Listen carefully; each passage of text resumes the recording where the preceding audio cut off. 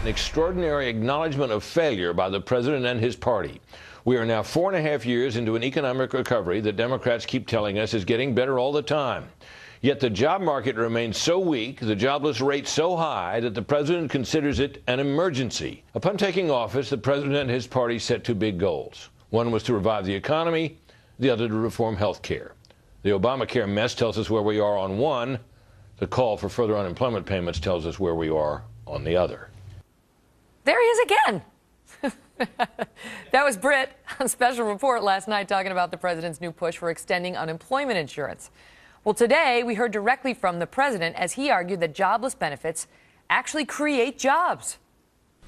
Unemployment insurance has been a vital economic lifeline. For a lot of people, it's the only source of income they've got to support their families. In fact, if we don't provide unemployment insurance, it makes it harder for them to find a job. Voting for unemployment insurance helps people and creates jobs.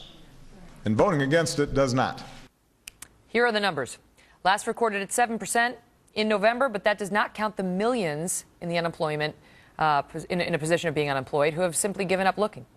Then you factor in the Americans who are working less than they would like to, underemployed, and you're looking at an underemployment rate of 13.2%. Chris Direwalt is our Fox News digital politics editor and host of Power Play on FoxNews.com Live. So the president took some ribbing online today for saying that unemployment benefits create jobs. But I think what he meant was, because the administration has made this point many times, that it gets people spending. It puts money in their pocket. They don't save it because they don't have a lot of dough. So they go out and they spend it, and that keeps people employed, and it keeps cash in the economy.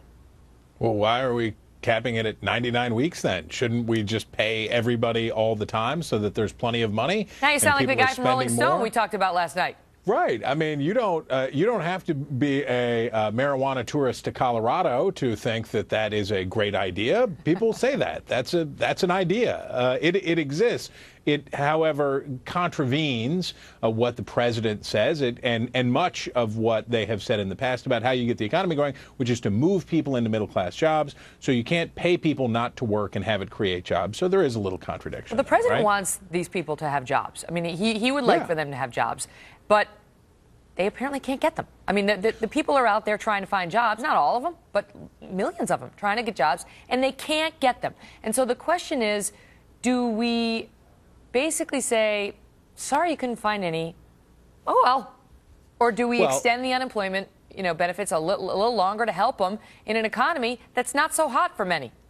Well, it's always just a little bit longer, right? That's what we've been doing since the panic of 2008, which is just a little longer. This emergency, this extraordinary relief, now 5, approaching 6 years, just a little bit longer every time. Let me submit something a little more cynical. It doesn't really matter what the president said today or what he said in the past, because for this White House, and this relates a little bit to what Secretary Gates, what his criticisms were of this president, is it doesn't really matter what you said before. It doesn't matter what you say now. What matters is how can Democrats hold on to 5 or keep the Republicans from winning more than 5 seats in the United States Senate this time. So say or do anything. If you like it, you can keep it. Say or do anything that you can in order to keep the Republicans at bay and keep the Senate in Democrat hands. If this is an administration that would allow those considerations to come into something like, say, the war in Afghanistan or security concerns, or whether or not to tell people that they could keep their insurance policies when they knew they could not, if that would come into those considerations, surely it comes into the consideration about talking about free money. Well, it plays into the income inequality narrative that the president has said openly he's going to be pushing as he's in his second term. It's interesting. We'll see how it plays out. They got the go-ahead. They got the 6 Republicans they needed in the Senate today, and we'll see how it goes from there. Chris, thank you. You bet.